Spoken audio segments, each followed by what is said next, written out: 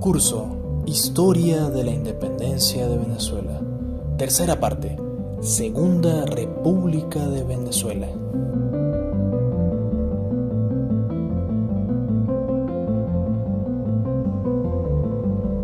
Queridos amigos, buenos días, buenas tardes, buenas noches en el lugar del mundo en el cual me estén escuchando. Para mí es un enorme placer estar acá nuevamente con ustedes. Este curso, el curso de la Independencia de Venezuela, tiene un gran objetivo, que es hablar de manera sencilla, jovial y amena sobre nuestra historia patria.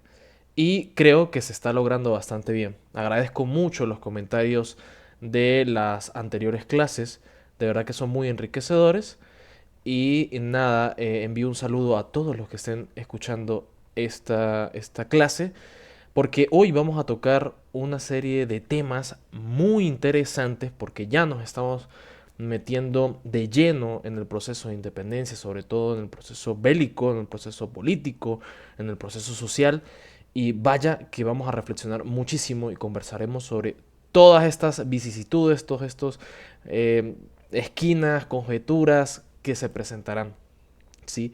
Envío un especial saludo a todos mis estudiantes, principalmente que sé que les agradan este tipo de videos. Espero seguir compartiendo tanto acá en YouTube como en Instagram. De hecho, en TikTok también de vez en cuando subo algún tipo de contenido referente a estas clases que hemos tenido. Sin nada más que decir, vamos a empezar. Vamos a comenzar con esta tercera clase que la hemos querido llamar la lucha por Venezuela, Segunda República. La lucha por Venezuela. La lucha por Venezuela. ¿Será que estamos luchando por Venezuela? ¿O es por otra cosa? ¿O es por las dos? Por Venezuela y por otras cosas. ¿Por qué digo todo esto? A ver, debemos tener rigurosidad y, y metodología al momento de manejar conceptos, ¿sí? Y esto es lo primero que vamos a hablar en en esta clase, ¿sí? Vamos a hablar mucho de conceptos, definiciones.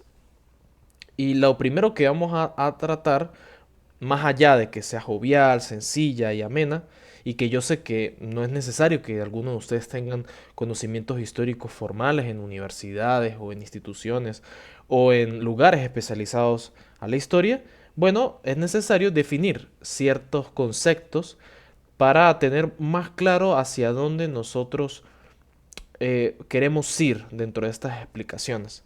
Y por supuesto, entender los conceptos en la época, no como lo vemos hoy, no como lo vemos el hombre o la mujer o el ser humano del siglo XXI. No, no, no, no. Es como se ve dentro de la época, ¿sí?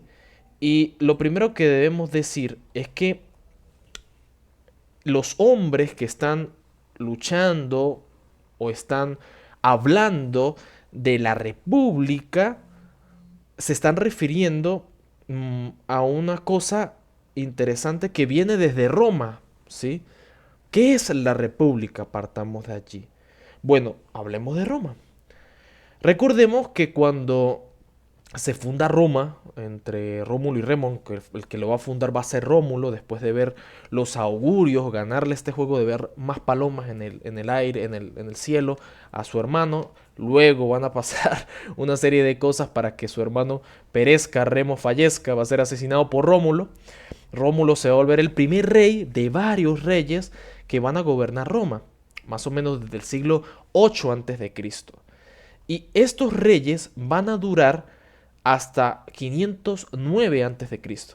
En el 509, los patricios, es decir, los paters de familia, es decir, los líderes de las familias, de los altos políticos, de los altos señores económicos que tenía la ciudad, van a expulsar, o de la República, de Roma como tal, van a expulsar al último rey que va a ser Tarquinio el Soberbio. ¿Sí? Se le dice soberbio porque cometió una serie de cuestiones bastante complicadas de analizar, pero básicamente no va a hacer las cosas bien. Ahí se habla del rapto de Lucrecia, se habla de que el hijo del Tarquinio también era bastante cruel y que se relacionó mucho con su papá. En fin, la cosa es que van a expulsar a este último rey y sale el siguiente pensamiento. nosotros los patricios estamos tomando el poder, ¿sí? Que era de un rey. Ahora bien, vamos a armar que este poder se distribuya en diferentes cargos. No va a existir un rey que controla súbditos. O por lo menos ya hablaremos un poco más de esto, pero no va a existir un rey que tenga todo el poder, sino que el poder va a estar dividido. Y van a haber ciudadanos romanos, ¿sí? Ciudadanos, ok, chévere, ok. Entonces, república surge como una respuesta ante el gobierno de uno solo, ante la monarquía. Res significa cosa, pública significa pueblo, sería la cosa del pueblo. Aunque claro, la República Romana no es que sea la cosa del pueblo, es la cosa de los patricios, realmente. Porque está la plebe y los patricios. La plebe no, la plebe muchas veces incluso se le considera los extranjeros, aunque este concepto va a ir cambiando, pero estamos hablando de este momento, 509, cuando se funda la República Romana. Y nada, se toman estos puestos, van a salir las figuras como el organizador de los juegos, el que formula las leyes, el que tiene el poder militar, que inclusive va a ser dividido en dos. El cuestor, el pretor, el edil, el cónsul, que es el militar, va a ser dividido en dos para que no sea corrompido, para por si acaso uno llega a tomar el poder, el otro sea capaz de quitarlo o impedir que siga corrompiendo la República Romana. Y se distribuye el poder. No va a haber una sola figura que gobierne. Se crea el Senado mucho más adelante. Entonces, fíjese que la república es un concepto que busca que el poder no se acumule y que este se corrompa por una persona o un pequeño grupito de personas. Aunque estamos hablando más de una persona como tal. Entonces va en contraposición, ¿sí?, de la monarquía. ¿Ok? La monarquía, ¿sí? La monarquía, ya habíamos dicho que Tarquinio el Soberbio va a ser lo último, pero para este momento, estamos hablando del siglo XIX, estamos ya en la relación de la Revolución Francesa y más o menos en este tipo de ambiente, 1789, 1811, en este aspecto la monarquía europea, era una cosa que era donde había un líder, un individuo que tenía una gran cantidad de poder y que era ejecutivo, poder ejecutivo, vitalicio y hereditario. ¿Qué significa vitalicio? Para toda la vida. Y hereditario, bueno, que va a ser heredado por diferentes familiares, ¿sí? De mi dinastía, de mi familia.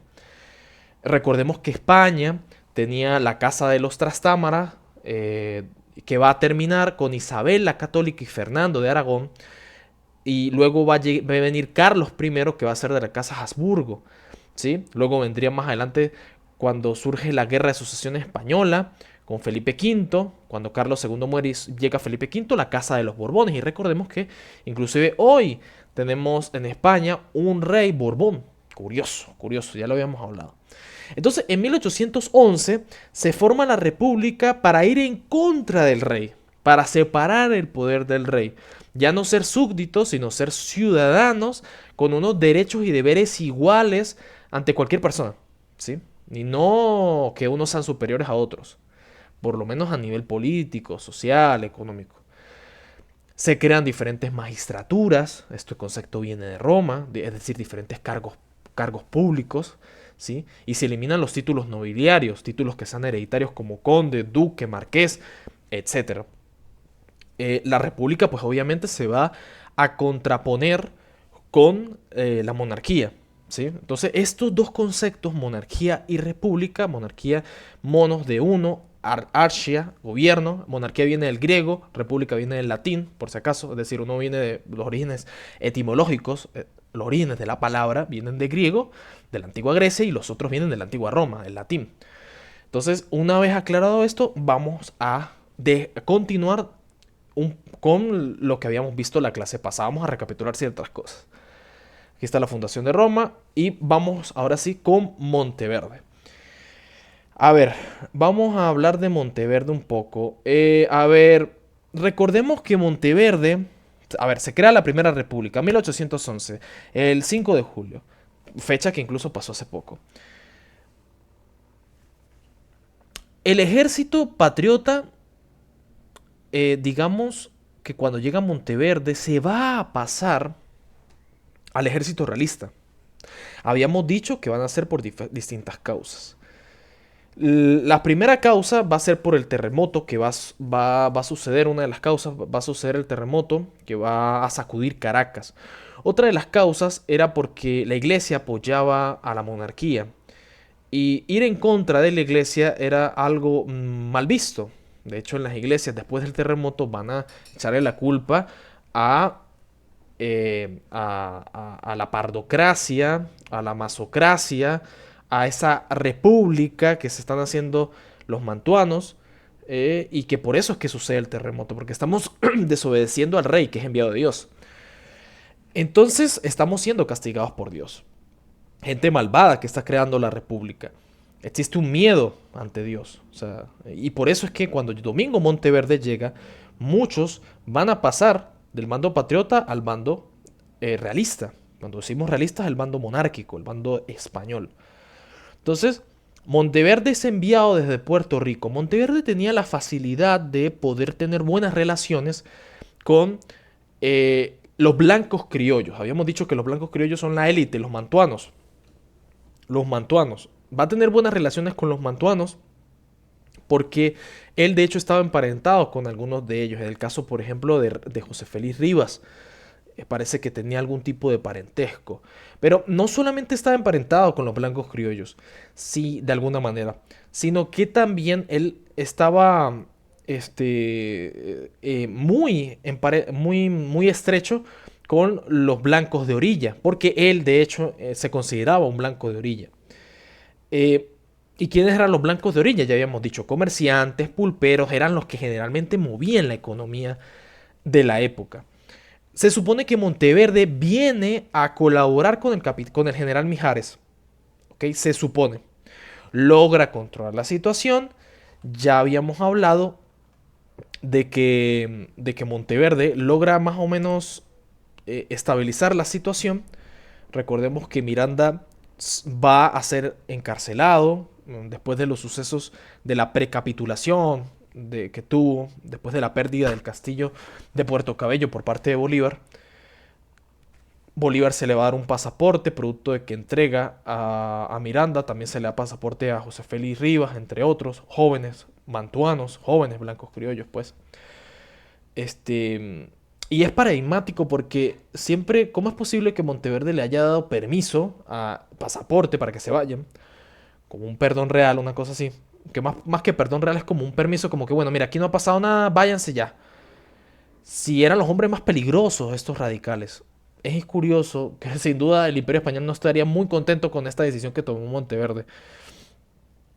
Si se reflexionara sobre este tema, mira, de alguna manera se había calmado el tema de lo que estaba en Venezuela, pero Monteverde, después de toda esta situación, él considera que a estas personas que viven en Venezuela y se están rebelando, estas rebeliones de las provincias de ultramar de Venezuela, hay que aplicarles la ley marcial, es decir, la ley de guerra. No se puede tratar a estos de pacificar, de tranquilizar, de volver al orden. No, a esto hay que tratarlos radicales.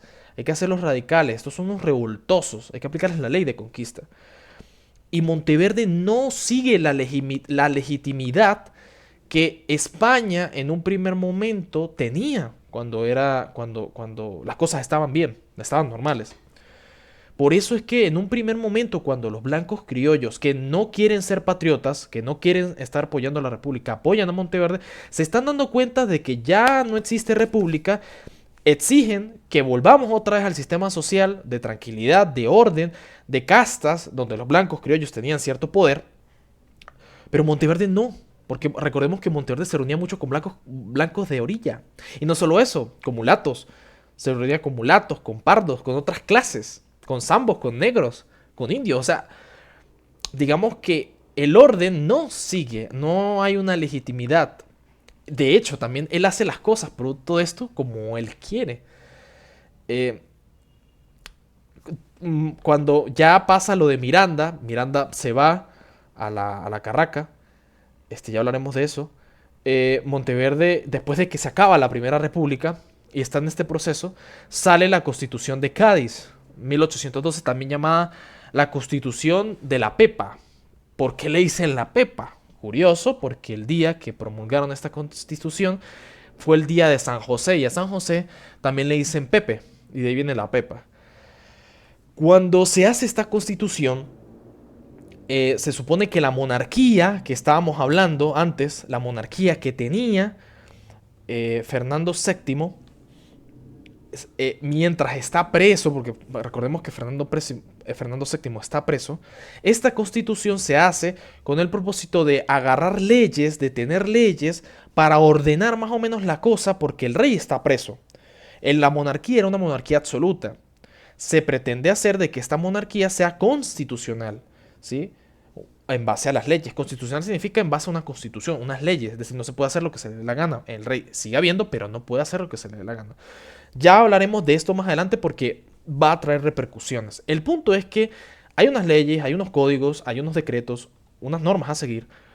Y Monteverde, vamos a decir de que se tiene pero no se hace. O sea, es como que Monteverde dice jurando como súbdito, pero no la aplica. O sea, él considera de que se puede hacer lo que sea a estas personas revoltosas. Y se supone que la legitimidad dice que no más bien se le tiene que tratar de pacificar, de conciliar, para que esta rebelión pare y que no exista este sentimiento de venganza o resentimiento. El punto es que existe un problema de legitimidad porque él mismo se va a nombrar capitán general. Recordemos que la figura del capitán general era como la figura del gobernador. A él lo enviaron aquí para controlar la rebelión, pero no para nombrarse capitán general. Y de hecho, si no estoy mal, Mijares, que era el capitán general real, le va a decir, oye, ¿por qué tú te nombras capitán general? Bueno, pues sí, porque yo soy el que gané, yo soy el que tengo los hombres, yo soy el que gobierna y que obtiene el poder. Eh, Esto no se puede hacer si no existen órdenes directas de... Si no existen órdenes directas, precisas, de la península, y no las hay. Entonces, es curioso porque existe toda esta situación y Monteverde dice que se merece ser capitán general. Entonces, se le va a preguntar a la regencia a ver qué opinan sobre esta situación. Y los blancos criollos ya no quieren a Monteverde. No quieren porque la cosa está avanzando, producto de que las otras castas, los blancos de orilla, están ganando cierta legitimidad, ya que se rodeaban con Monteverde. Legitimidad, no, cierto poder, más que legitimidad. Entonces Monteverde empieza a escuchar a todos los blancos de orilla, también llamados, porque muchos de ellos venían de las Islas Canarias, como blancos canarios o los canarios. Los blancos criollos, cuando hacen la república, se supone que abusan a los de orilla. Pero ahora que ya no hay ninguna república, ahora Monteverde es un canario que apoya a los canarios, un blanco de orilla que apoya a los blancos de orilla. Fíjense, se volteó la tostada, se volteó todo. Y Monteverde se dejaba guiar en muchas ocasiones por los blancos de orilla. Y en muchos casos, en medio de la guerra, acusaba a los blancos mantuanos y de estar con la república, así esté o no esté. Y a veces eso pasaba. Si no eras blanco criollo que estabas con la república, sino que estabas con la monarquía, igual se te acusaba, se le quita la propiedad, quedan presos y ya pasó. Entonces Monteverde se vuelve bastante tiránico y autoritario. Va a ir en contra de lo que estamos hablando, la legitimidad. Entonces va a ganar mucho odio al respecto. Monteverde lo va a enviar a Cádiz. De hecho, Miranda va a morir en Cádiz. Sí, Miranda en 1816 muere. Le da una trombosis cerebral, si no estoy mal. Muere con 63 años. 63, no, 66. Miranda a veces se decía que eso es mentira, que Miranda murió en condiciones muy nefastas, muy críticas. No, Miranda de hecho tenía un mayordomo, podía leer sus libros, tenía relativamente buena comida. De hecho, hay algunos que dicen que podía ir incluso al pueblo que estaba cerca de, de Cádiz, donde estaba Miranda, en la Carraca, para tener algún tipo de fiesta, de conversatorios. Es decir, Miranda no es que estaba en las peores condiciones. Miranda incluso va a intentar varias veces fugarse, no lo va a lograr. Y siempre se echa el cuento de que Miranda tenía la idea de volver a intentarlo, ¿no? La cosa es que no pudo, ¿no? Ya tenía 66 años, le dio esto en el cerebro y murió. Además de lo que estamos hablando, de lo que estamos conversando, recordemos que aparte de Miranda, Miranda era como el hombre exclusivo, el más peligroso para Monteverde. Pero habían otros de premium, de VIP. Los ocho monstruos le llamaba Monteverde. Y esto lo dice por una carta que le envía a la regencia. Que aquí es importante hacer un paréntesis. Recordemos que la regencia es un gobierno que está mientras rey Fernando VII está preso. ¿Sí? Recordemos, la regencia. Entonces le va a enviar una carta a la regencia, palabras más, palabras menos, le dice que aquí están los ocho monstruos y que es necesario eh, a estos malvados agarrarlos y darles preso, a ponerlos presos, colocarles el letrero de que cuidado con estos ocho monstruos. Entre eso estaba Francisco Isnardi, estaba Juan Pablo Ayala, estaba Juan Germán Rocio, estaba el canónico Cortés Madariaga, que lo están viendo aquí, que recordemos que era el mismo que hizo no, cuando estaba sucediendo lo del Cabildo y Vicente Empara en 1810, el 19 de abril. Y va a mandar presos a otros, a como unos 80 más. Pero estos individuos particulares, este, como que cuidado con ellos, ¿no? Y esto es súper ilegítimo. O sea, él mismo manda que se pongan presos, él mismo pone que los envíen. Y bueno, es lo que pasa, porque él es el que tiene las armas, que tiene el poder, que tiene la fuerza. Fíjense que la leyenda negra dice que los españoles eran muy malos. Fíjense que no fue así, porque Monteverde era una excepción. Donde Monteverde abusaba. Monteverde no era un blanco peninsular, era un blanco de orilla. Entonces, de ambos bandos y se hicieron cosas malas. Incluso puede ser que la cura para la enfermedad haya sido peor que la misma enfermedad. Entonces Juan Germán Rocio va a ir a esta ciudad, a la ciudad de Ceuta, en donde se va a quedar allí. E incluso se parecía que iba a ser para siempre, para toda la vida.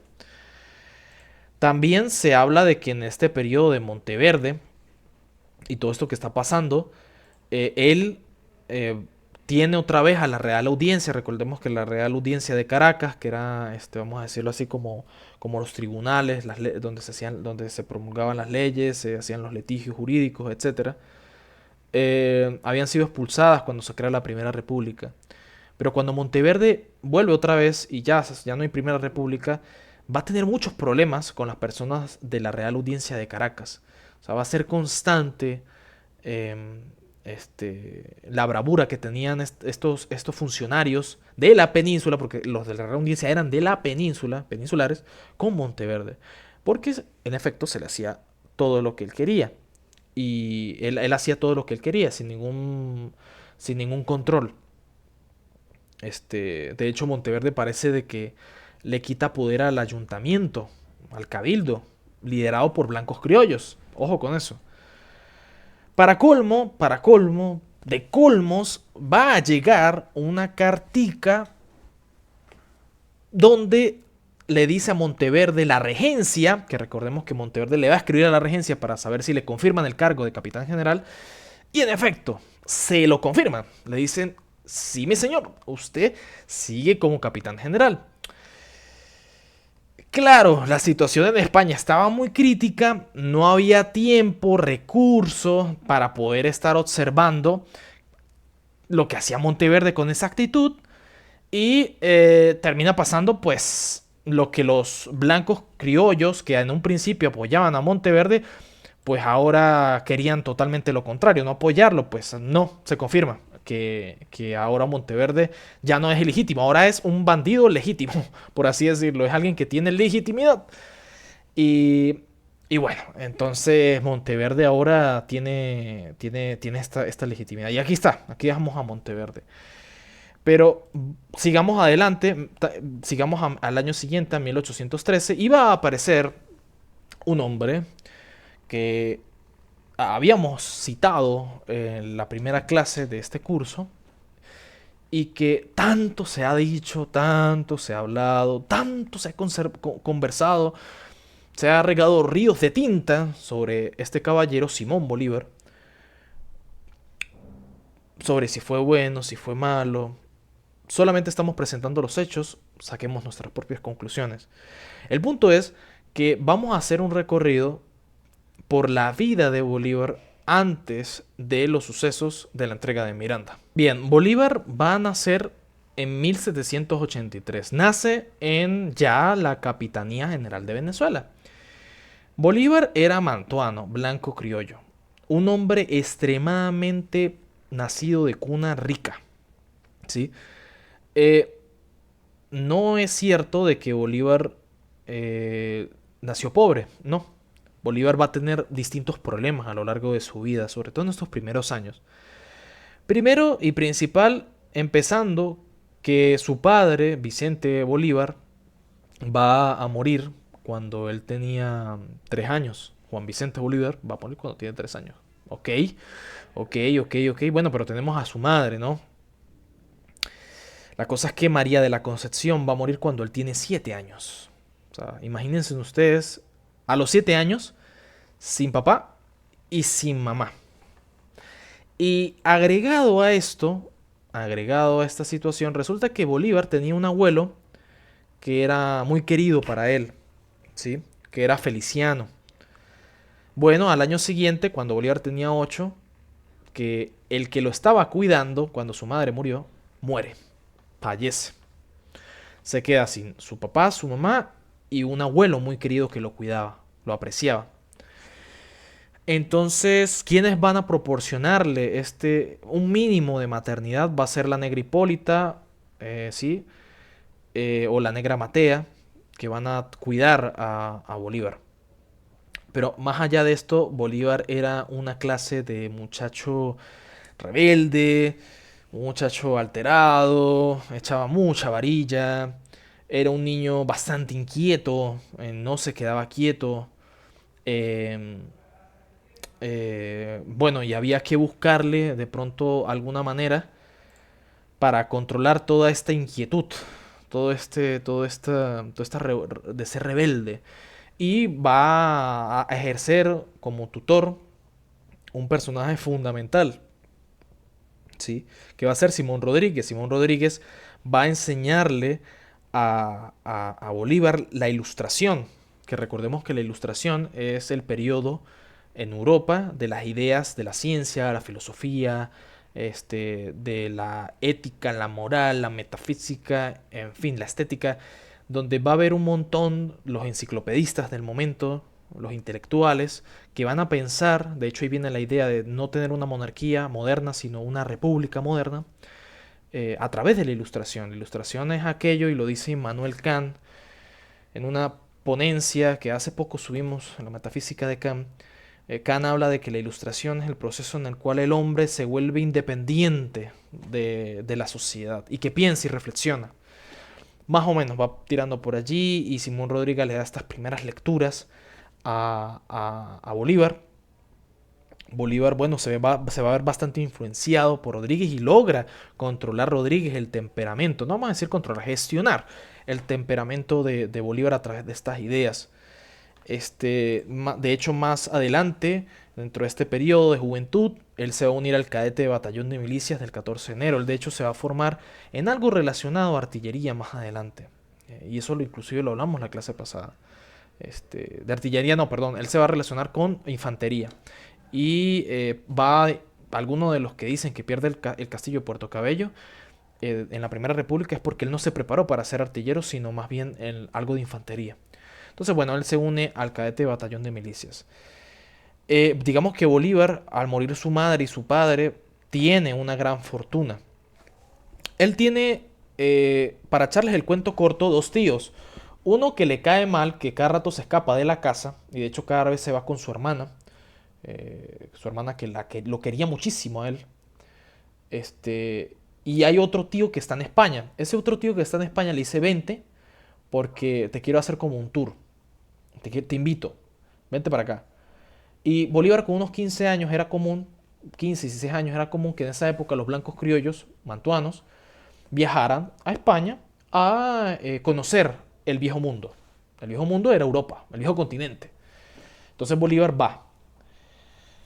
Y cuando llega a España, bueno, a través de reuniones de cortesanos, reuniones y fiestas, con unos 15 años más o menos, se va a enamorar de María Teresa del Toro. De hecho, él como era menor de edad se buscan permisos para poder casarse y se casa. Lo chistoso de todo esto es que fíjense toda la cosa de que lo que llevamos, Bolívar hasta el momento no es nadie importante, con 15 y 16 años. Y un año después de que se casa con María Teresa del Toro, ya de España llegados a Caracas nuevamente, se le va a morir. Se le va a morir su esposa, eh, la mujer que es bastante probable, si no es que es así, amó en un 100, 200, 400%, muchísimo, por fiebre amarilla se le muere y va a quedar viudo, ¿sí? Entonces, Bolívar queda viudo, Bolívar ya perdió su papá, su mamá, su abuelo, ahora su esposa con 16 años, 17 años. Vaya que no es nada afortunado este caballero de aquí. Y decide tomar una decisión. Generalmente cuando uno pierde familiares o les pasa cosas muy horribles, toma las dos decisiones. O se va de este mundo, se autodesuscribe, se auto se va, hasta luego, o bueno, sigamos adelante. Algunos cuando dicen sigamos adelante lo toman con buena actitud, a través del ejercicio, de la lectura, de la reflexión. Bolívar lo va a hacer a través de la fiesta, lo va a hacer a través de las pasiones más bajas del ser humano, la carne, el alcohol, en fin, y decide volver otra vez a ir a Europa y va a haber una etapa de 1803 a 1806 donde va a conocer Europa y de hecho se la pasa en fiesta, es una cosa bárbara. De hecho va a estar Fanny Duvillard, que va a ser, parece una prima algo, prima segunda, prima lejana, algo así, de, de Bolívar, y le enseña París. Bolívar va a París, conoce París, sí tuvo algo con Fanny, es algo bastante obvio, sí lo tuvo, es que no se puede negar. Fanny de hecho estaba casada, curiosamente. El punto es que Bolívar va a recibir, en medio de todo este maremoto de cubrir las necesidades más básicas del ser humano y no concentrarse en la intelectualidad o en ideas, va a recibir una carta, un llamado para que deje esta vida de hedonismo, deje esta vida de puros placeres y se lleve a una vida un poco más tranquila o distinta, o a retomar la senda que llevaba, porque estaba muy mal encaminado. Curioso es que parece que Bolívar estuvo en la coronación de Napoleón. No se sabe muy bien si es cierto o no, para echarles el cuento corto. Lo más seguro es que sí, pero no está confirmado. Probablemente estuvo en la coronación de Napoleón, lo más seguro es que sí. Eh, Él en un momento de su vida dijo que no, en otro momento más adelante dijo que sí. De hecho, en el diario de Bucaramanga, si no estoy mal, dice que sí. De Luis Perú de la Croix. Ahí dice que, ahí aparece que esa reflexión que él hace, que dijo que sí. Pero en un principio él niega, se distancia de Napoleón, pero bueno, Bolívar era muy paradigmático. A veces decía una cosa y luego se contradecía. Era un excelente político.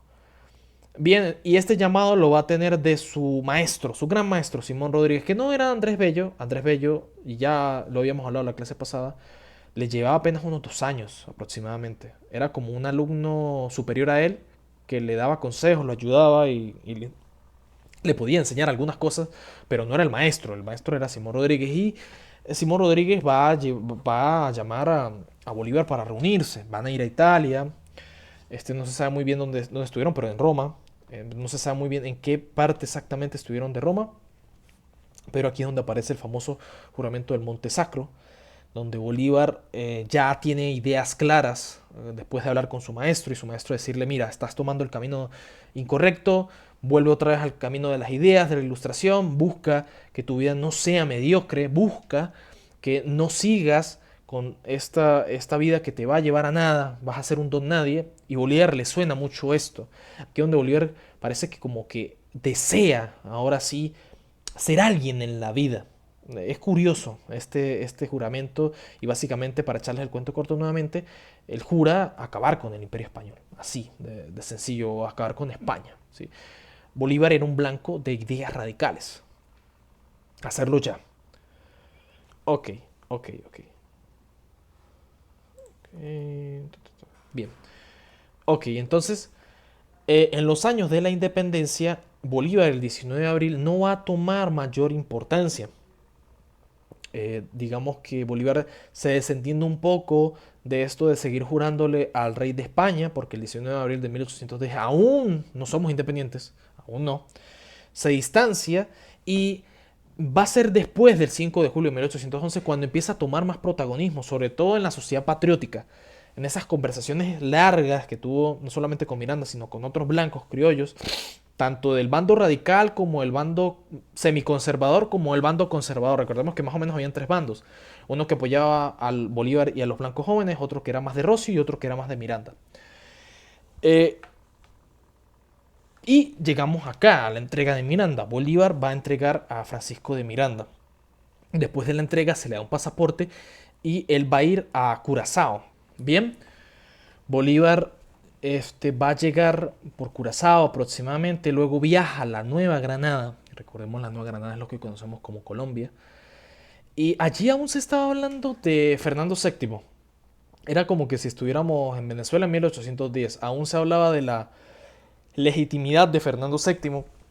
Es un periodo que en la historiografía colombiana se le conoce como la patria boba. Estaban peleando de hecho por un gobierno centralista o federalista. No se definían qué gobierno iban a tomar en la Nueva Granada. Bolívar llega de hecho a alistarse en el ejército, a asimilarse en el ejército. Se le da la nacionalidad de nuevo granadino. Eh, Tiene algunas autoridades, algunas ideas también, pero la idea principal es volver otra vez a Venezuela y volver otra vez a intentar armar una república. Curioso es que en el manifiesto de Cartagena que va a escribir en estos años, lo pueden buscar y lo leen perfectamente, pero para resumírselos, él le va a achacar las culpas de lo que pasó a la pérdida de la Primera República porque el gobierno era federalista y que no podía ser federalista, es decir, tenía que ser lo contrario, centralista.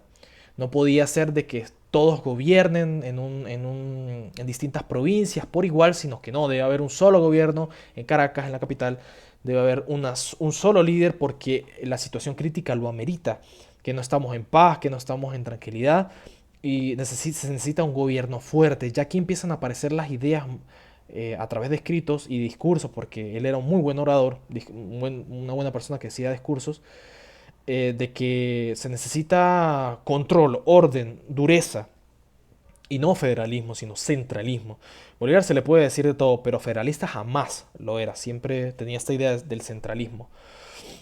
Eh, y bueno, nada, viene la famosísima campaña admirable que va a hacer porque la Nueva Granada le da permiso a Bolívar de hacer esta campaña admirable. Y Bolívar, wow, hace esta campaña admirable que a mí me suena mucho. Claro, salvando las distancias históricas como la guerra relámpago que hizo Hitler, la Blitzkrieg, o sea, lo hizo súper rápido, de manera bastante envidiable. Y le fue muy bien. Miranda lo van a titular como libertador y luego va a llegar a Caracas y le ratifican el cargo, libertador, ¿no? Es interesante que Bolívar sí va a derrotar a Monteverde. Sí lo va a hacer. Y para algunos historiadores es como que, ¿cómo es posible de que Bolívar derrotó a Monteverde si se supone que Miranda tenía más hombres, más pertrechos, más capacidad y más ideas y era un tipo de la Revolución Francesa? ¿Por qué Miranda no lo logró? Bueno, hay otros historiadores que dicen lo contrario. Miranda tenía circunstancias particulares que de hecho también las explicamos la clase pasada y por eso fue que se rindió. Es un tema que queda por supuesto a reflexión. Em, pero además de todo esto, Bolívar, en este proceso de la campaña admirable, va a hacer una cosita muy particular, una cosita muy, muy particular, que es el decreto de guerra a muerte. Españoles y canarios, contad con la muerte, así seáis indiferentes. Palabras más, palabras menos, es como que, mira, cualquier persona que esté en contra de la República será pasado por las armas. Fíjense que Monteverde aplicó lo de si eres blanco mantuano, bueno, se lo matas, le quitas las propiedades y ya. Es que Bolívar también hace lo mismo. O sea, es que por ambos bandos hacen las mismas cosas sanguinarias, locas. Aquí había gente un poco trastornada. O sea, aquí no es que todos estaban bien y que todos peleaban por un ideal. Aquí había gente realmente rara. Este, Antonio Nicolás Briceño, si no estoy mal, le decían el diablo, porque escribía cartas con sangre español y era del bando patriota. Ya hablaremos más adelante de Arismendi, por ejemplo, que también hacía unas cosas terribles. Bolívar hace este decreto de guerra a muerte. Algunos lo consideran como una necesidad política. La guerra es la guerra, etcétera. Pero fíjense que ambos bandos hacen crímenes. O sea, de hecho, cuando Bolívar entra a, a Venezuela en esta campaña admirable, supuestamente lo nombran dictador, pero lo nombra dictador Nueva Granada, o él mismo se autonombra. Pero se supone que el que nombra dictador, que recordemos que la figura del dictador es aquel que salva la república, muy distinta a la que hoy conocemos, por cierto, sino en esta época aquel que salva la república, se supone que lo hace el Congreso Nacional. Pero el Congreso Nacional o están muertos, o los robaron, o los saquearon, o están presos. Entonces la legitimidad aquí brilla por su ausencia por ambos bandos. Monteverde, porque el poder para sí mismo. Bolívar, más de lo mismo. Claro, Bolívar hay una justificación patriota, Monteverde una justificación quizás un poco más personal, podríamos decir. Bueno, está al criterio. Decreto de guerra a muerte, llega a Caracas, le ratifican el nombre de Libertador, sí, la consagración del Libertador, pero es que también está Santiago Mariño. Que Santiago Mariño era Santiago Mariño Carrish, si no estoy mal. Santiago Mariño era un blanco criollo. Él tenía familia de Irlanda, si no estoy mal. Tenía el fenotipo de rubio, nariz perfilada. Y él también va a hacer una invasión por Oriente. Y esta segunda república es un poco extraña porque es que no existía no solamente Bolívar invadió toda Venezuela y ya con la campaña admirable. No, realmente es que existían como dos repúblicas paralelas, podríamos decir. La República de Bolívar y la República de Santiago Mariño.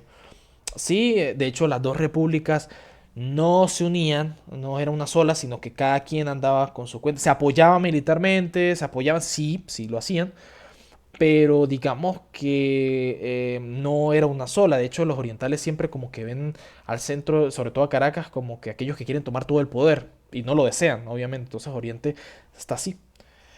La campaña de Oriente, campaña admirable. Tenemos todo esto, súper interesante. Él va a llegar por la isla de Trinidad. Eh, Monteverde pues va a ser incapaz de detener estas operaciones militares, aparte que la gente pues, fíjense que constantemente pues ya no lo quieren, sobre todo los blancos criollos que en un primer momento lo apoyaron, por lo que ya habíamos dicho.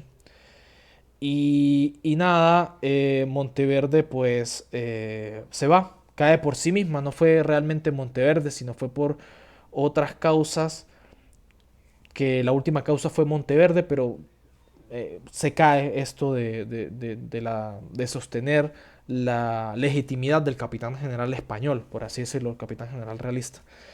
Entonces aquí pues empiezan dos repúblicas, la segunda república, fíjese. Y ahora es difícil lo que viene. Ya tenemos las dos repúblicas, Monteverde ya no está, pero va a existir una reacción realista, porque recordemos que esta sociedad tiene castas sociales. Los blancos de orilla que estaban apoyando a Monteverde no les gusta mucho que estén Bolívar y Santiago Mariño. Además, recordemos que están los negros, los indios, están los mulatos, los zambos, los pardos. Y ellos no quieren volver otra vez, que pasa lo mismo que en la Primera República. Ellos no quieren volver otra vez a tomar el control. Perdón, ellos no quieren volver otra vez a que sean sometidos por los blancos criollos, o también llamados mantuanos.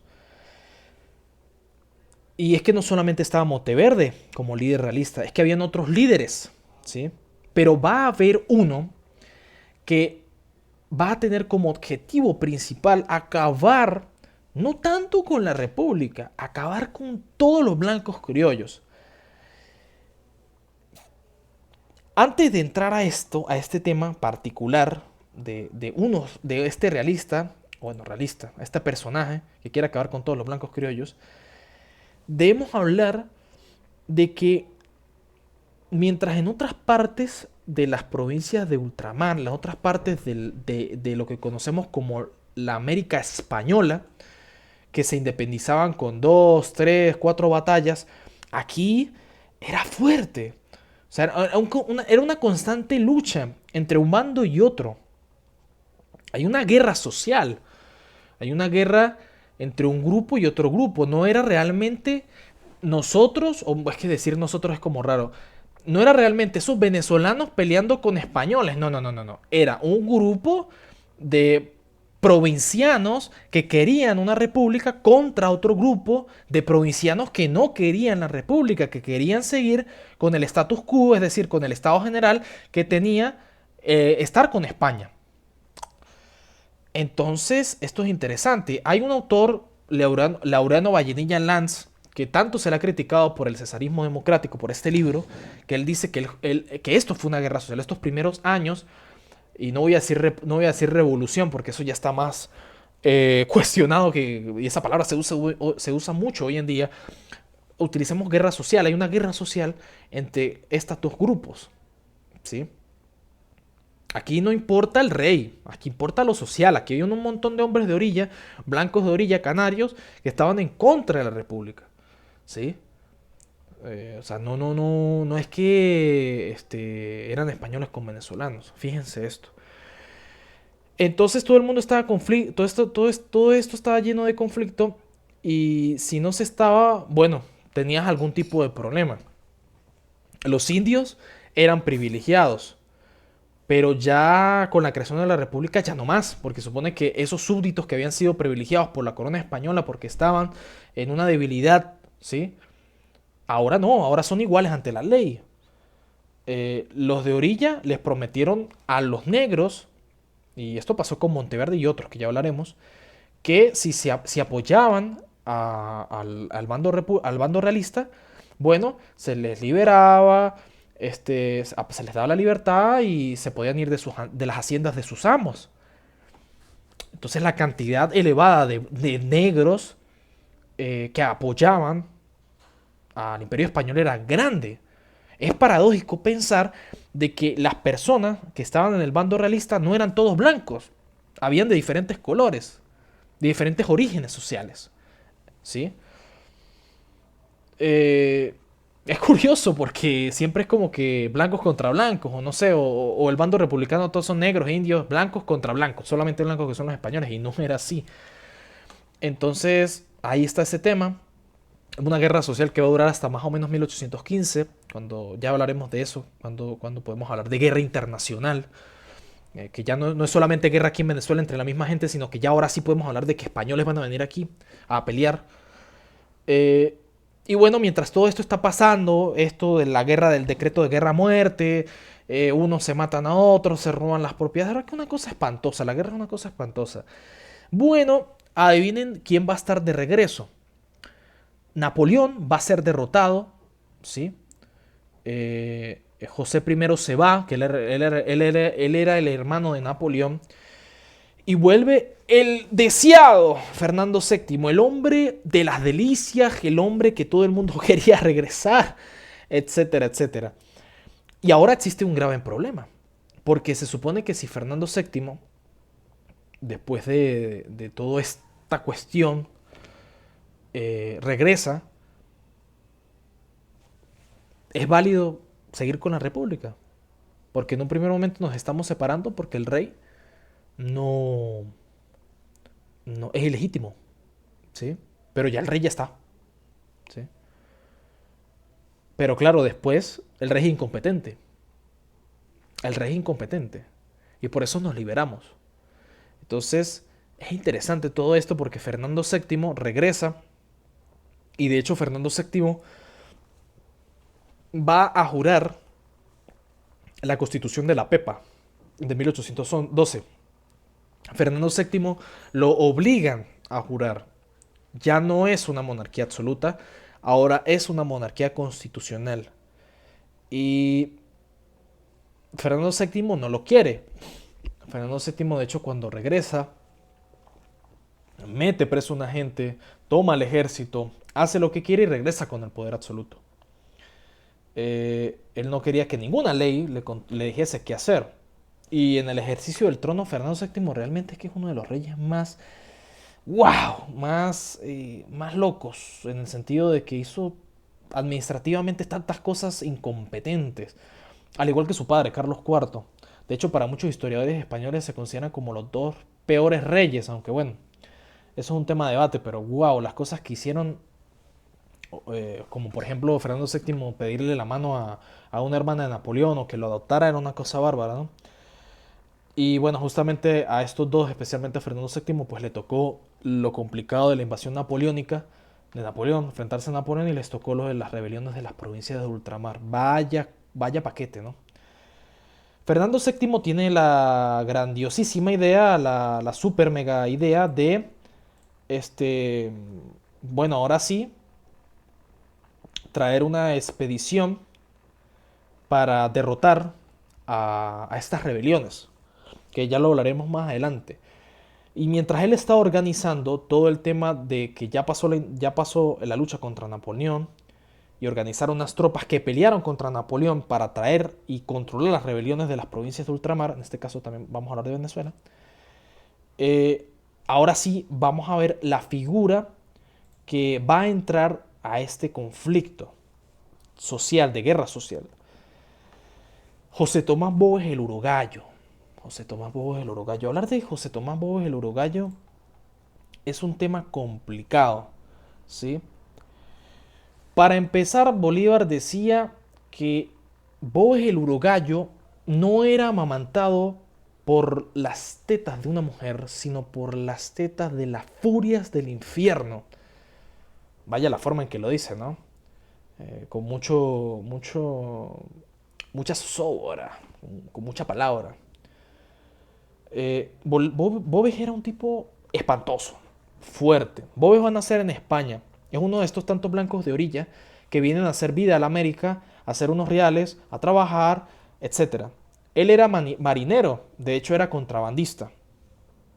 Era un hombre de cabello risueño, tenía el don del comercio, era un tipo agradable, generalmente ejercía una especie de envidia porque generaba dinero y los blancos criollos no lo veían muy bien. Y se le van a poner en contra. De hecho, muy pronto Bóves, siendo marinero, se le va a juzgar por contrabando. Yo no sé si ya lo mencioné en las clases anteriores, pero Juan Germán Rocio lo va a defender y evita de que lo fusilen. Va a hacer que lo metan preso, pero por lo menos evita de que lo maten. Lo van a enviar a calabozo. Bóves tenía contacto con mucha gente. De hecho, en las cárceles se habla mucho de que tenía contacto con negros, con zambos, con indios, con lo más bajo de las castas sociales. Y Bóves tenía el cabello inclusive rojo, risueño, pelirrojo, ojos verdes, era un tipo alto. Sus amigos, de hecho, cuando él más adelante, después de que lo liberan, por esa zona de Calabozo, el centro del país, él va a armar una pulpería donde vendía productos, carnes, cueros, ropa, pulperías de todo, que vendía era como una quincallería, lo que conocemos, combinado con otras cosas. Va a vender de todo, vende alcohol, vende algunas cosas y bueno, genera dinero. Y tenía amigos de todas las castas sociales, pero especialmente de las que eran sometidas por los blancos criollos. Y bueno, cuando estalla todo este proceso de la independencia, Bóves en un primer momento quiere participar con el bando republicano, con el bando patriota. Pero ¿qué va a pasar? Le dicen de que él es un mero blanco de orilla, que nada de ejercer tropa, porque Boves quería ejercer tropa, él se ofreció para ejercer tropa. Le dicen que no, que él es un blanco de orilla. De hecho, toman algunas cosas de Boves como insulto y lo quieren, de hecho, hasta fusilar. Al final, Rosete, uno de los líderes realistas, llega incluso justo a tiempo antes de que lo fusilen, libera a Boves de esa zona, pero ya Boves había sido castigado por los patriotas, había sido castigado por los blancos de orilla, le habían dado latigazos, además mataron a una de sus mujer querida, amigos, pero Boves estaba vivo y ese fue el peor error que los republicanos dejaron para la república, valga la redundancia. Boves está vivo. Y ahora Boves quiere acabar con todos los blancos criollos. Le quemaron todo, le destruyeron todo, le mataron a sus amigos, su novia. Lo lastimaron, lo humillaron. Y eso que él se ofreció para ayudar. Entonces, sé que a veces yo no quiero sonar como que se estuviera justificando a la figura, pero es que para poder entender a Hitler hay que entender cómo pensaba, hay que empatizar con el personaje o con el individuo, para utilizar otra categoría. Porque de eso se trata la historia, entender por qué hicieron estas acciones. Boves no le importa quién era el rey realmente. Boves quiere armar un movimiento. Pero cuando Monteverde se va, el movimiento poco a poco crece, obtiene una cantidad de victorias y empieza a obtener tantas victorias y agarra todo este cúmulo de resentimiento social que tenían las castas que habían sido humilladas y lo empiezan a querer mucho porque Boves estaba con la tropa, comía con la tropa, era uno de los primeros que iba a pelear. Lo llaman el Taita. ¿Qué es el Taita? El Taita es como el padre, el tío, el amigo, el compadre. El Taita es como una palabra que se puede englobar de muchas cosas, pero en fin y al cabo es algo de aprecio. Comandante de todo, jefe de todas estas huestes, la Legión Infernal le llamaban, así le decían los patriotas a su ejército. Era una cantidad inmensa de negros que habían sido escapados de sus haciendas, indios, pardos, humillados. Era el resentimiento y la venganza andando a caballo y andando a pie, básicamente. Y todo esto en contra de los blancos criollos, los mantuanos. Y empieza a hacer unas cosas bastante fuertes. Es cierto que ya Bolívar había hecho el decreto de guerra-muerte. Bolívar mata aproximadamente, porque es que de ambos bandos seguimos repitiendo el mismo discurso, de ambos bandos van a hacer cosas terribles. Bolívar va en La Guaira a mandar a matar a 800 personas. 800 personas, prisioneros de guerra, que ya para la época matar prisioneros de guerra era espantoso, 1814, etc. 13, 14, pero Bolívar en esta forma de matar a estos 800 prisioneros, inclusive muchas veces no se les disparaba con pólvora, sino incluso con machete, con cuchillo. Era una cosa muy sanguinaria, la verdad. Armas blancas, wow. De verdad que aquí la gente se vuelve muy loca. Se vuelve muy loca. Ya habíamos hablado del caso de Antonio Nicolás Briceño. Esta gente llega a unos niveles fuertes de bajeza humana, ¿no? Pero bueno, así es la guerra, digámoslo de esa manera. Boves es una reacción contra todo lo republicano. Boves es la reencarnación de la monarquía, pero no como figura política, no como figura ideológica, sino como figura social. Boves agarra todo lo que estaba mal socialmente y lo expulsa contra la república, contra aquello que quiere desestabilizar el status quo, y se desata la caja de Pandora, ¿sí? Básicamente le dice a su ejército de que esas haciendas me las capturan si son de blancos criollos, me violan a las mujeres, matan a los mantuanos y se quedan con las propiedades, se quedan con los bienes, se quedan con todo y ya. Y esa era la forma de atraer también a otros con la idea de venganza. Es cierto de que la política de confiscación existía en ambos bandos, no solamente de los realistas, comillas, comillas, porque Boves realmente no estaba peleando por Fernando VII, pero también existía por parte de los patriotas, ¿sí? Y de los dos lados, pues existieron esta clase de problemas, de catástrofes, ¿sí? Digamos que Boves va a tener diferentes campañas militares contra los blancos criollos, va incluso a estar por llegar a Caracas. Boves tenía a su segundo, que era Morales, que incluso también decían que era peor que Boves. Y eso, que decir que era peor que Boves era fuerte, porque Boves era un tipo duro. Y decir que era peor que Boves era algo raro. Eh, Bien, Boves va con su tropa a Caracas. Bolívar sale corriendo con los caraqueños. Aquí tenemos otra fotografía de Boves. Bolívar va a salir corriendo con un montón de caraqueños. No había manera de luchar contra Boves, era imposible.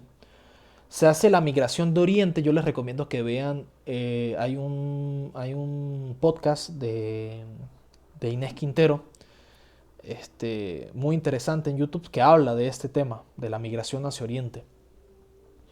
Historiadora, por supuesto. Bolívar se lleva un montón de caraqueños, algunos se van a quedar rezagados porque no están acostumbrados a caminar largas distancias, van a ser asesinados. Boves primero va a sitiar Valencia. Sitiar es asediar, o sí, sitiar, que bueno, asediar es con armas de asedio, sitiar es sin armas de asedio. Boves cita Valencia, luego entra, hace de todo, de todo, de todo, lo peor que se podamos imaginar.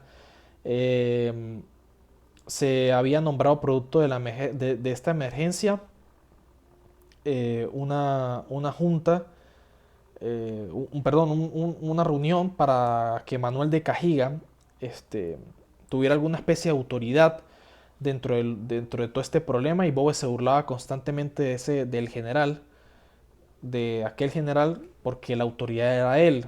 Manuel de Cajiga seguía insistiendo en que él era el capitán general, en que él debía tener el poder, y Boves dice que no, que realmente la autoridad es algo así como lo que pasó con Monteverde. La cosa va muy mal. En 1814 las cosas van muy mal, realmente van a arrastrar a la cárcel a un montón de blancos mantuanos, blancos criollos mantuanos de Valencia. Eh, Muchos se les va a matar con armas blancas. Boves en la ciudad, de hecho, va a hacer una especie de baile. Él siempre hacía unos bailes, era muy común, ¿sí? Estos bailes hacía que sus negros tocaran una canción que se llama El Piquirito, y eso significaba pasarle cuchillo a todos, matarlos a todos, era una señal. La ciudad de Valencia queda vuelta a nada, un desastre. Sale de Valencia, va a Caracas, sigue. Boves envía de hecho una especie de avanzada, y resulta que esta avanzada era un montón de gente, de las castas sociales bajas, pero hay una particularidad, que era el líder de esta avanzada, de este grupo vanguardia que va a Caracas primero para ver cómo estaba la situación, era liderada por un negro. Mismo negro que tiempo atrás había sido mayordomo del conde de la Granja, ¿sí? Conde de la Granja. Y el conde era de estos aquellos que va a recibir a las tropas de Boves, porque en Caracas hay algunos blancos criollos que dicen: nos quedamos y recibimos a Boves. O sea, tenemos cierta autoridad, no nos va a matar, etcétera. A los pocos minutos, cuando Boves llega, están los cadáveres de él y sus demás acompañantes del conde de la Granja, de notables realistas, porque el conde de la Granja era realista, no era republicano, era realista. Y igual lo van a asesinar. Nosotros nos quedamos porque somos realistas, no somos patriotas, no queremos la república, y ellos piensan de que Boves no le va a hacer nada, y no, los mata. Entonces, fíjese que Boves no estaba peleando nuevamente por Fernando VII. Entra a Caracas las tropas de Boves, el marqués del Casa de León logra detener a la orden de Boves, le dice que si sigue así, con todas esas locuras que está haciendo, va a decirle a las autoridades de la corona española, y logra de alguna manera que se calme, logra como amenazarlo de que si sigue así, va a ser juzgado, va a ser castigado por la corona española. Y Boves se calma, se logra calmar ante toda esta situación. Boves se porta bien en Caracas después de esto. No mata gente a lo loco, nombra autoridades. Parece incluso un tipo medio decente después de toda la situación. Siguen diferentes batallas. Por cierto, el que narra de manera bastante exquisita todos los sucesos de lo que está pasando con Boves es este señor, Juan Usolar Pietri, hermano de Arturo Usolar Pietri. Historia de la Rebelión Popular de 1814, uno de los trabajos más buenos que se han hecho sobre esta rebelión popular que lleva José Tomás Boves el uruguayo. Diferentes batallas, como la batalla de la Puerta, va a ser importantes porque el ejército patriota pues sigue perdiendo, ¿sí? Sigue perdiendo. La cosa no muy bien y vamos a una situación importante porque llega la caída de la Segunda República. ¿Qué es lo que pasa? En la batalla de Urica, como todas las cosas, siguiendo con el patrón que estamos hablando, los republicanos pierden. Bolívar y Mariño, a pesar de que habían unido fuerzas, recordemos que Bolívar va a Oriente, reúne alguna especie de fuerza, no funciona, cae la Segunda República, pero no solamente cae la Segunda República, sino que también paradójicamente muere Boves en la batalla. Muere el líder, comillas, realista. Las causas no se saben muy bien. Hay algunos que dicen que Pedro Saraza, que era un compadre que él tenía, pero que luego van a matarse familiares mutuamente, es una cosa terrible. Eh, Parece que lo mató. Otros que dicen que eran Morales, que era la mano derecha de Monteverde y uno de los jefes realistas, que ya habíamos nombrado. Boves era un problema para ambos bandos, tanto para los realistas como para los patriotas. De hecho, se había enviado una carta con unas condecoraciones y unas ordenanzas de nombrar con el ejército que iba a venir desde España, que se nombrara a Boves como coronel. Nunca, jamás Boves iba a aceptar esto. O sea, era muy poco probable que aceptara siendo subordinado de otro. La figura de Boves es una figura muy llamativa, el Taita. Y solo duró un año, 1814. O sea, todo lo que hizo Boves y que cambió la historia de Venezuela, lo hizo en un año. ¿Sí? Y, y por eso la figura de Boves se tiene que seguir estudiando. Es súper interesante. Boves va a tomar todo este resentimiento y lo va a utilizar para su beneficio personal. Buena pregunta. Bueno, eso queda interpretación de cada uno de ustedes. Sigamos adelante. Bien, Boves ya no está, pero cayó la Segunda República. A pesar de esto, el ejército patriota tiene algunos reductos de gente que está tratando de hacer cosas. Y como en el principio de la clase habíamos dicho de que íbamos a definir ciertos conceptos o definiciones, y ya los hablamos como la república o la monarquía, es importante, llegados a este punto, hablar de qué significa caudillo. Que siempre se habla de caudillos, caudillos, caudillos, o lo van a escuchar, pero es importante hablar de qué era un caudillo. Tomando las palabras de Rafael Lucas Arraiz en el podcast Venezolanos, en una serie que se llama La Hispanidad, en un capítulo que se llama El militarismo en Hispanoamérica, él habla de que el caudillo viene del caudal, caudal de gente que sigue a una figura, a un hombre, ¿sí? Un caudillo podríamos compararlo con un militar. Bueno, ambos comparten de que son autoritarios, tienen las armas, el poder. Sin embargo, el militar se forma en una escuela. El militar tiene un traje moderno. El militar tiene técnica y tiene un ejército profesional. El caudillo no. El caudillo es un líder popular, ¿sí? Populista, que usa su carisma para levantar un ejército personal, muchas veces personal. Y este ejército que se levantaba no era profesional, era gente que admiraba al caudillo y lo seguía. Y por eso se habla de un caudal de gente que perseguía, como dice el refrán, a un hombre en caballo. Entonces eso es un caudillo. Y en Venezuela existían muchos caudillos y van a existir un montón de caudillos, un montón. En el siglo XIX venezolano. De hecho, el último reducto de caudillo que queda en Venezuela va a ser en 1903, cuando en la batalla de la Victoria, Juan Vicente Gómez acaba con el último caudillo. Pero eso es un tema para más adelante.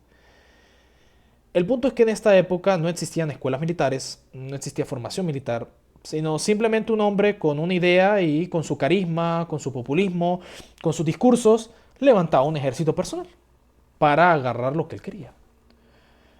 En este caso tenemos a estos caudillos, Bermúdez, Piar, Mariño y Arismendi, caudillos que apoyaban a la parte patriótica. Pero podríamos decir de que Boves podría ser una especie de caudillo. Estos son como los primeros caudillos, vamos a decirlo de esa manera. ¿Sí? Bien, entonces ya tenemos esta definición. Venezuela tenía diferentes caudillos. José Félix Rivas, de hecho, perdió en esta Segunda República, lo van a matar.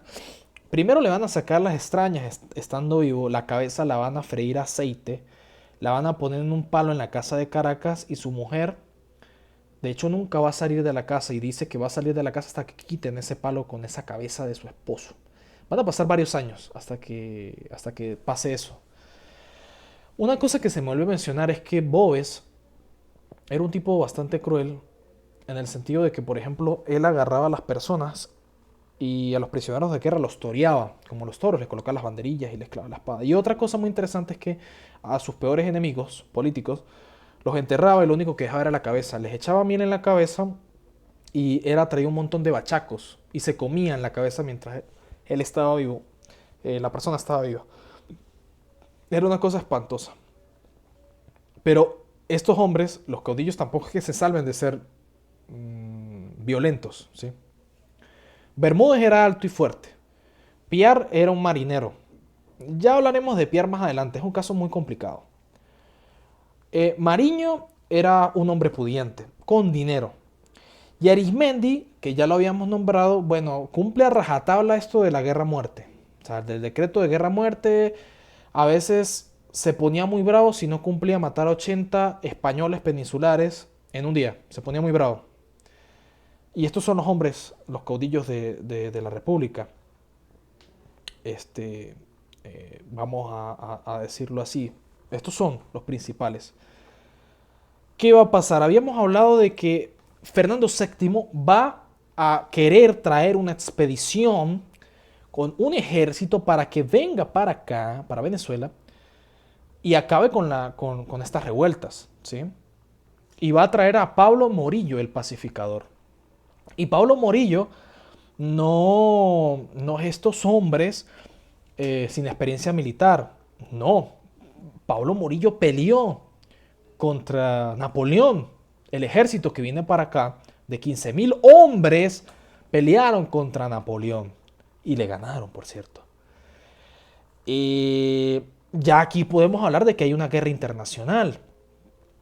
De hecho, curioso, Pablo Morillo es el que le iba a dar el puesto de coronel a Boves. No lo iba a aceptar, obviamente. Bueno, ¿cómo es posible que ahora con este hombre que es militar, este sí podemos decir que es un hombre militar, con 500 hombres militares preparados para la guerra, cómo es posible de que, porque ya sabemos cuál es el resultado de todo esto, cómo es posible de que la República siga adelante? Bueno, lo vamos a ver. Volviendo otra vez a nuestro gran personaje, quizás uno de los grandes personajes de todo este curso, Bolívar, después de la situación, él le toca irse, ¿sí? Porque cuando Pablo Morillo viene para acá, van a pasar una serie de cosas, ¿sí? Parece que Bolívar, ok, si Boves murió, es fácil controlar otra vez la República, pero es que la cosa no es así. Por eso es que se dice que la Segunda República cae después de la batalla de Urica, porque cuando Morillo llega, le dice a Morales, otra vez Morales, él lo primero que va a hacer es ir a la isla de Margarita, y en la isla de Margarita estaba Arismendi. Y Morales le dice a Morillo que Arismendi no es un hombre de confiar. ¿Por qué se le dice esto? Porque apenas llegan a la isla de Margarita, Margarita Arismendi, cuando ve que viene con semejante ejército, arriba España, sondea la bandera de España, somos súbditos de España, eso de la República, eso ya quedó en el pasado, eso ya se fue. Y Morales le dice a Morillo que no confíe en Arismendi. Morillo le dice a Morales, mira, yo soy el que comanda las tropas, tú eres mi subordinado, no hables hasta que yo te diga que hables. Y no le hace caso a Morales. Viva España, dice Arismendi, recibe a Pablo Morillo, ¿qué es eso de la República? En efecto, Morillo con confianza le deja unas tropas ahí y se va a pisar tierra firme. Con el paso del tiempo, Pablo se va a enterar de que Arismendi pasó por las armas a ese grupo de soldados que dejó allá. Y Pablo Morillo no se lo va a tomar nada bien, se va a colocar bastante caliente. Se da cuenta de que esta gente lo que quiere es guerra, ¿sí? Y se va a comportar muy fuerte, sobre todo en Nueva Granada. Pablo Morillo logra pacificar no solamente Venezuela, sino Nueva Granada y lo que conocemos como Ecuador, o la Real Audiencia de Quito, vamos a decirlo así en este momento.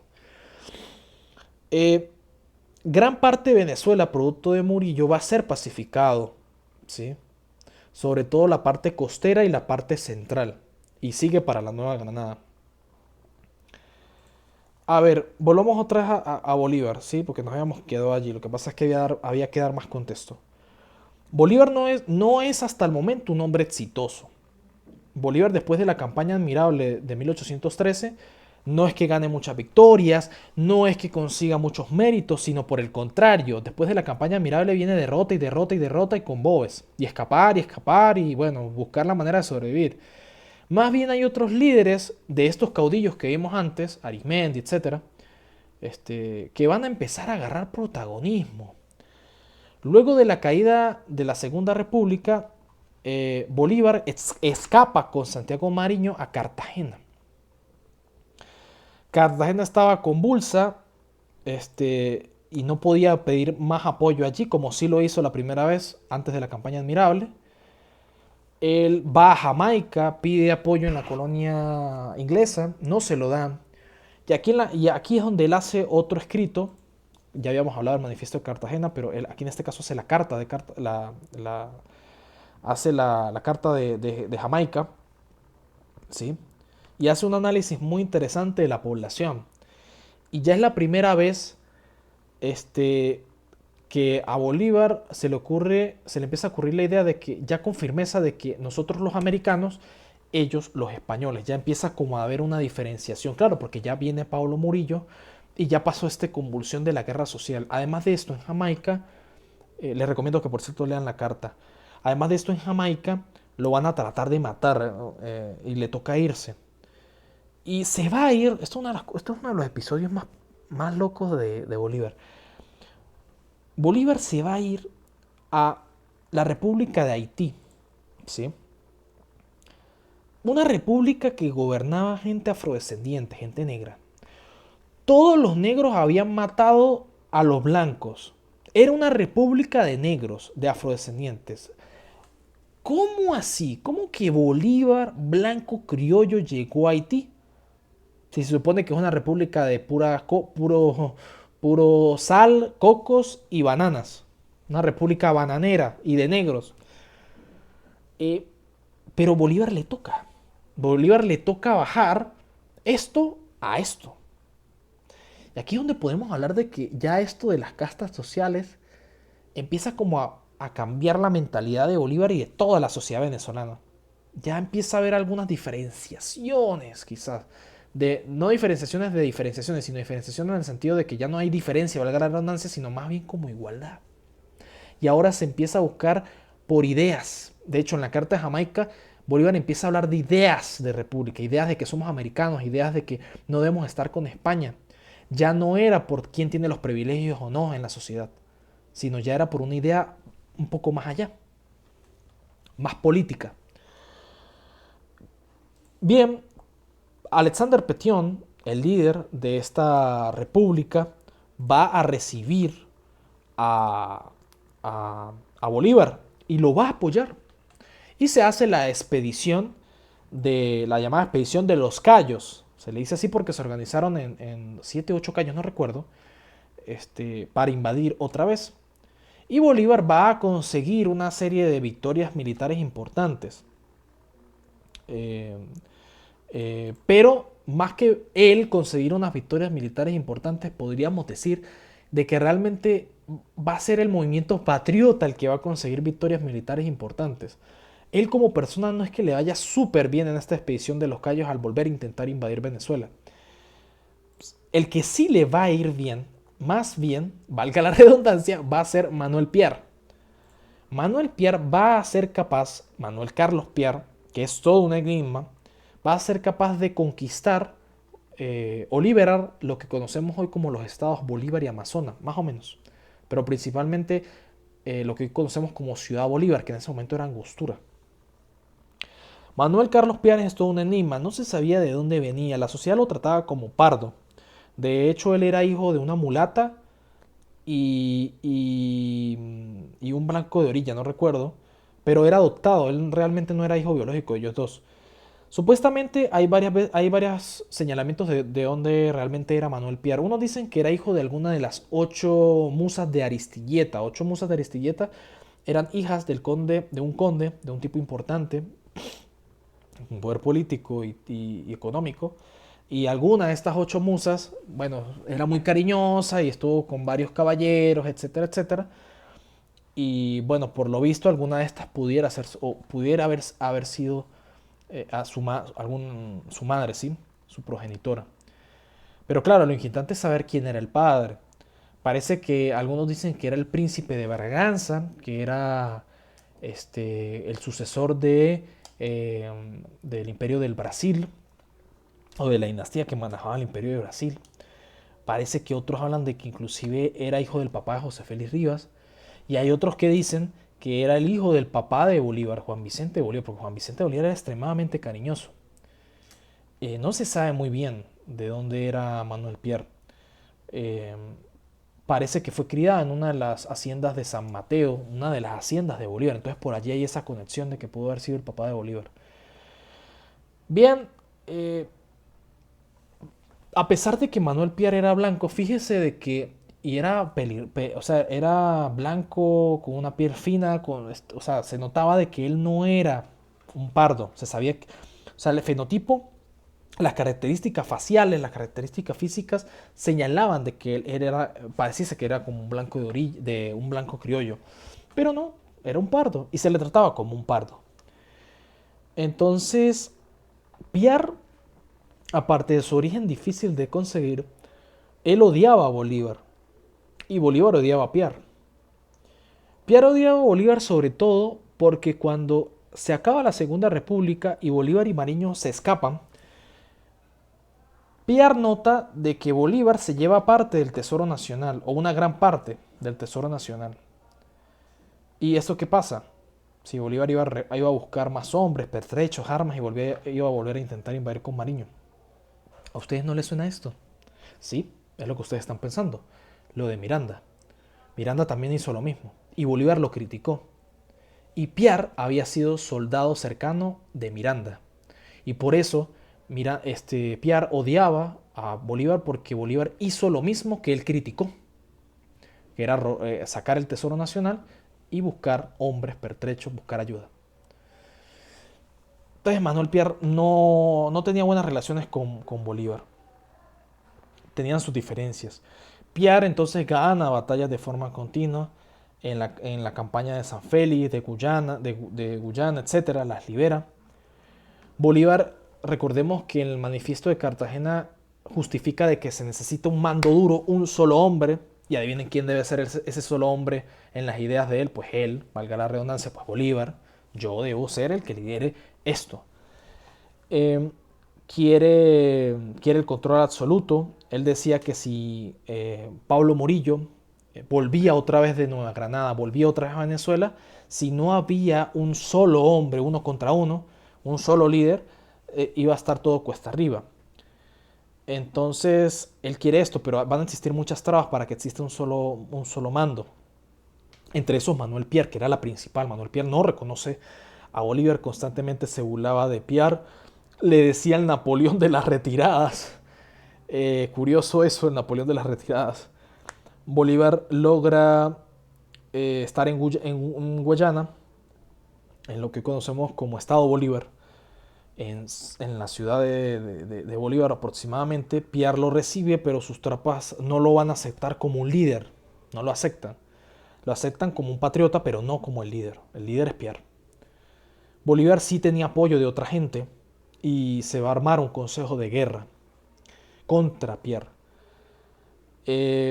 A ver, hay un historiador llamado César Pérez Guevara, que de hecho parte de todo este material que hemos estado transmitiendo en estas clases, se lo debo a él. Muchos de estos comentarios los he reflexionado, porque yo tuve clases con él, con otros, pero tantos de estos comentarios. Hay un podcast de nuestro querido profesor César Pérez Guevara que él habla del fusilamiento de Manuel Pierre, que está en la cuenta de Hechos Criollos, lo pueden buscar en YouTube.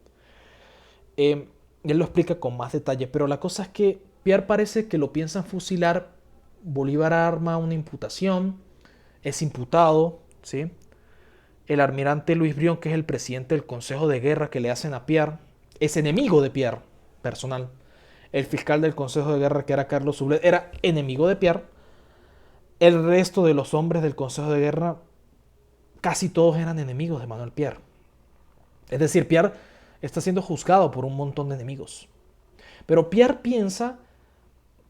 en vez de actuar o rehusar o buscar algún tipo de acuerdo, Pierre piensa, esta gente me está molestando, esta gente lo que quiere es que yo me sumise, de que yo me ponga pasivo, de que yo ya deje el escándalo.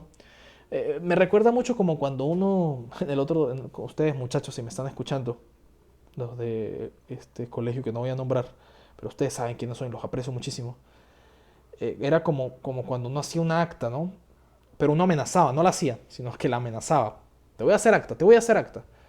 Una especie de amenaza, y Pierre se lo toma como, eso no me van a hacer nada, pero al final sí se lo hacen. Pierre piensa de que no, que eso son cosas para que Bolívar acepte, para que Bolívar ya tenga su poder. Pero no, sí, lo van a fusilar. Y Pierre lo fusilan, y cuando Pierre lo fusilan es un mensaje claro para los demás que quieren ir en contra de Bolívar. Bolívar es el líder ahora, porque no me fusilan. Y básicamente va a pasar de que ya Bolívar obtiene el mando absoluto. Y a partir de aquí, este es el fusilamiento de Manuel Pierre. De hecho hay una anécdota muy interesante, parece, no se sabe. Bolívar dice algo así como que maté a mi propio hermano, y empieza a llorar. Hay algunos que dicen que otra vez Bolívar hizo una justificación política para mandar a Manuel Pierre, para tener el control de todo el ejército y el poder político sobre todo. Bien, se va a armar, después de la muerte de Pierre, se va a armar el Congreso de Angostura, en lo que conocemos como Ciudad Bolívar. Se crea el Congreso de Angostura, está Francisco Antonio Sea, está Bolívar y está Juan Germán Rocio. ¿Y qué había pasado con Rocio? Hay que hablar de Rocio. Bueno, miren, Rocio, resulta que Rocio, ¿se acuerdan que se envió a Ceuta, a África? Rocio lo van a enviar a Ceuta en África, lo logran mantener preso, ¿sí? Con Juan Pablo Ayala, con otros, pero Juan Pablo Ayala es interesante porque Juan Pablo Ayala tenía una familia que ayudaba con el tema de dinero, porque no había para la comida. Tenías que pagar la comida, sobornar a los guardias para que te pudieran dar comida, para que te pudieran más o menos tratar bien. Eso pasaba. Y Rocio va a intentar escaparse constantemente. Lo va a lograr en 1814 con 4 compañeros, de esos los que estaban presos. Se va a Gibraltar, que estaba cerca de Ceuta. Lo pueden buscar. Rocio le pide al gobernador de Gibraltar, porque Gibraltar era una porción de territorio liderada por Inglaterra. Le pide que les proteja el derecho de las garantías a ser juzgado, porque Rocio, ya habíamos dicho de que Monteverde no tuvo un juzgamiento. O sea, a Rocio y a los demás no los pasaron por un proceso legal donde se les juzga. Nada, o sea, se me van presos y ya, chao. Entonces, Rocio justifica el hecho de que es necesario de que exista un derecho de garantía al ser juzgado en libertad, porque no puede ser juzgado preso, tiene que ser en libertad. y España lo vulneró. Entonces el gobernador de Gibraltar no le presta mucha atención y lo manda a la cárcel otra vez. Roscio va a escribir una defensa magistral al príncipe de Inglaterra. Cuando decimos príncipe es el sucesor del rey. Esto lo lleva, el príncipe al leer esto lo lleva a la Cámara de los Lores, que era como una especie de congreso para que nos entendamos, y considera que sí, en efecto, está preso ilegítimamente. Entonces hablan con Fernando VII y Roscio es liberado, sin disparar un solo tiro, gracias a las habilidades de abogado, a las habilidades de leyes que tenía la parte de derecho. ¡Wow! Logra él mismo liberarse sin disparar un solo tiro. Juan Germán Roscio. Roscio va a ir al Caribe, va a estar en Estados Unidos en 1817, va a conocer a las figuras de Estados Unidos, ¿sí? Este caballero va a conocer las figuras de Estados Unidos. Va a publicar un libro que está en internet, de hecho, hay una biblioteca que es la Biblioteca Venezuela Inmortal que lo tienen publicado allí digitalmente. El triunfo de la libertad sobre el despotismo, se llama el libro, el triunfo de la libertad sobre el despotismo. En este libro, Roscio de manera bastante interesante muestra de que la monarquía no es estar con Dios, sino por el contrario, es ir en contra, y que la república sí es estar con Dios. Y es una especie de argumentos allí, él demuestra esto que estamos hablando. En 1817 se arma en el sur de los Estados Unidos, en lo que conocemos como Florida, un sistema institucional, ¿sí? Un sistema institucional enviado por Bolívar a Gregor MacGregor para que libere esa zona, ¿sí? Curioso, nunca se habla mucho de esto. Gregor MacGregor va a ser encomendado por Bolívar para liberar esta zona. De hecho, Roscio va como para que él cree el sistema institucional, pero no va a prosperar. Porque a Estados Unidos no le interesaba de que los que se estaban liberando en el sur ahora lo hicieran en el norte. Y de hecho Estados Unidos va a llegar a un acuerdo con el Imperio Español para obtener esos territorios. Y van a obtener esos territorios en efecto. Al final Roscio va a estar en Venezuela en varios cargos, tema económico, pero el punto es que Roscio empieza a aparecer en el Congreso de Angostura, ¿sí? El Congreso de Angostura. Ahí se dicta la Constitución de Angostura de Venezuela y en cualquiera de los dos casos podemos hablar de cualquiera de los dos casos de la creación de la Tercera República. ¿Por qué? Vamos a explicarnos mejor. 1817 hay algunos historiadores que hablan de que se crea la Tercera República. 1819 también existen otros historiadores que hablan de que se creó la Tercera República. Hay dos opciones, 17 o 19. 17 porque se colocan las autoridades venezolanas y 19 porque es cuando se nombra el Congreso y se edita la Constitución para esta nueva república. Cualquiera de los casos se arma una Tercera República. El punto es que esta república va a durar unos poquísimos años, porque en 1819, precisamente en ese año, se va a crear la Ley Fundamental de Colombia. Se crea lo que nosotros hoy en la historiografía llamamos la Gran Colombia, ¿sí?